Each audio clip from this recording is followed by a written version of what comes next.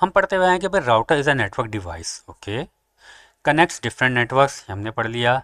Forward packets based on IP address, क्योंकि router के पास जो भी पैकेट आता है वो देखता है कि हाँ भाई ये सोर्स एड्रेस है, ये डेस्टिनेशन एड्रेस है, इसने यहाँ जाना है, तो इसके लिए बेस्ट पाथ ये हो सकता है, वो उसको उस पैकेट उस रास्ते पर उसको फॉरवर्ड कर देता है। ये हम राउटर का फंक्शन अब तक पढ़ते हुए हैं। मेक्स राउटिंग डिसीजन, यानी बेस्ट पाथ को सिलेक्ट करके वो पैकेट को बता दे तुम यहाँ से यहाँ चले जाओ। क्लियर हो गया? राउटर ये काम करता कैसे है? राउटर के पास ऐसी क्या चीज़ होती है? राउटर के पास होता है वही जीपीएस ऑफ द इंटरनेट, वो होता है राउटिंग प्रोटोकॉल। वो जीपीएस ऑफ द इंटरनेट क्या करता है?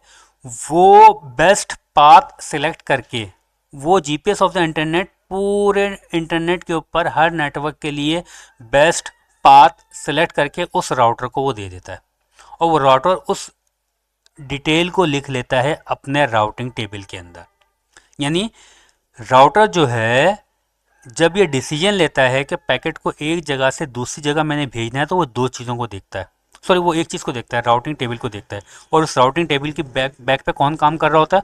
वो राउटिंग प्रोटोकॉल काम कर रहा होता है। राउटिंग प्रोटोकॉल के बारे में आपको काफ़ी डिटेल में आगे समझाता हूँ मैं, अभी थोड़ी देर के लिए मैं आपको राउटिंग टेबल बताता हूँ। देखो, राउटिंग टेबल की एग्जाम्पल वही एक रजिस्टर की है, सिंपल रजिस्टर की है, कोई उसकी और एग्जाम्पल नहीं है।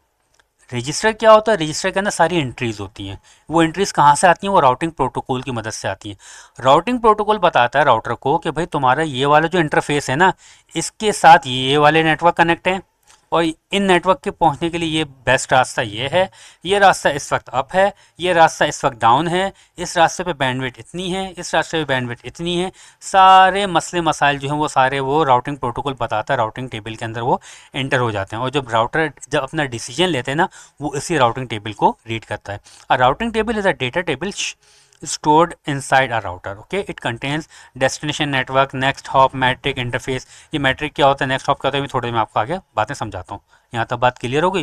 यानी राउटर जो पैकेट्स को फॉरवर्ड करता है वो अपना राउटिंग टेबल को देख के फॉरवर्ड करता है, और जितना बड़ा नेटवर्क होगा ना, उतनी ही ज़्यादा एंट्रीज उसके राउटिंग टेबल के अंदर होंगे। ये छोटा सा नेटवर्क आपके सामने मौजूद है, इसमें देखो 3 इंटरफेसेज हैं, तो 3 एंट्रीज यहाँ पे मौजूद हैं, और बता दिया कि भाई इसके ये वाले इंटरफेस के साथ ये वाला नेटवर्क कनेक्ट है, इसके ये वाले इंटरफेस के साथ ये वाला नेटवर्क कनेक्ट है, इसके ये वाले इंटरफेस के साथ ये वाला नेटवर्क कनेक्ट है। ये सारी चीज़ें राउटर को पता है।